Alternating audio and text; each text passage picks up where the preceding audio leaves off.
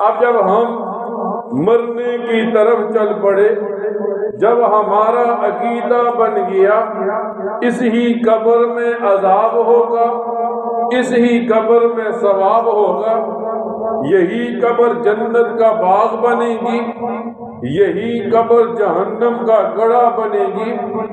اس ہی قبر میں ہم سے سوال و جواب ہوں گے، تو پھر ایک مسلمان کو بتایا گیا کہ وہ اس قبر کو جنت کا گڑھا بنانے کے لیے محنت اور تیاری میں لگ جائے۔ یوں آتا ہے حدیث کی کتابوں میں، نبی کریم صلی اللہ علیہ وسلم نے اپنی امت کو بتا دیا، جب ایک انسان قبر میں جائے گا تو ایک ایسی وجہ ہے جس کی وجہ سے اس کا چہرہ مسح ہو جائے گا اور اس کا چہرہ گدے کی مانند بن جائے گا۔ پوچھا گیا ایسا کون سا انسان ہے؟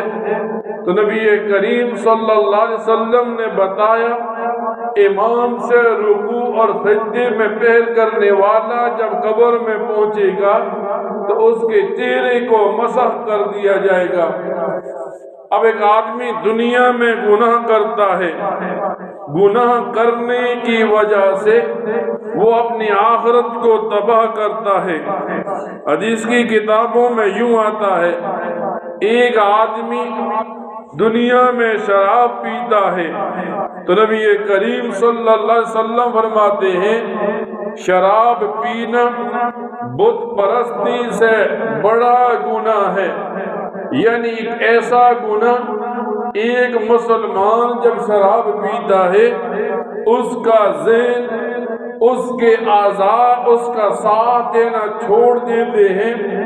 پھر اسے پتہ نہیں ہوتا کہ وہ زبان سے کیا نکال رہا ہے۔ اور جب آدمی دنیا میں شراب پیتا ہے، یوں آتا ہے حدیث کی کتابوں میں، نبی کریم صلی اللہ علیہ وسلم نے بتایا، جس مسلمان نے کسی شرابی انسان کو سلام کیا، کسی مسلمان نے کسی شرابی کو تکریم کی وجہ سے مصافحہ کیا، کوئی مسلمان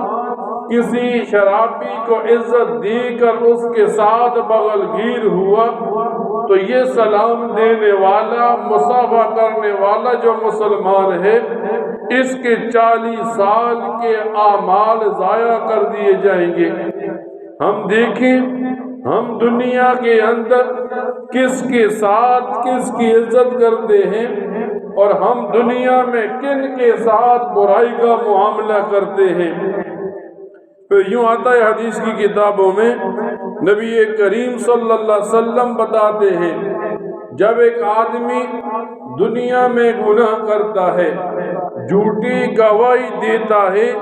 تو یہ جھوٹی گواہی دینے والا جب قبر میں پہنچتا ہے، اس آدمی کا چہرہ کعبۃ اللہ سے پھیر دیا جاتا ہے، یعنی بتایا جاتا ہے یہ بدبخت انسان جہنم کے لیے بنا ہے۔ پھر اس انسان کا دل سیاہ کر دیا جاتا ہے اور اس کے چہرے سے دنیا میں نور اٹھا لیا جاتا ہے۔ نیک اعمال والا آدمی وہ جان لیتا ہے کہ اس کے چہرے کے اوپر سے یہ جو تاریکیاں اٹھ رہی ہیں، اس کے اندر کوئی بہت بڑا گناہ کا عمل ہے۔ پھر نبی کریم صلی اللہ علیہ وسلم نے بتایا، وہ آدمی جو دنیا میں سود کا معاملہ کرتا ہے، اس آدمی کا چہرہ بھی قبر میں کعبۃ اللہ سے پھیر دیا جائے گا۔ آج ایک مسلمان حلال اور حرام کی تمیز نہیں کرتا۔ ایک مسلمان دنیا میں اپنے حلال مال کو زیادہ کرنے کے لیے سود پر دیتا ہے اور پھر یہ سود اپنے پیٹ میں، اپنی اولاد کی پیٹ میں، گھر والوں کے پیٹ میں جاتا ہے۔ حالانکہ حدیث کی کتابوں میں تو یوں آتا ہے، نبی کریم صلی اللہ علیہ وسلم نے بتایا،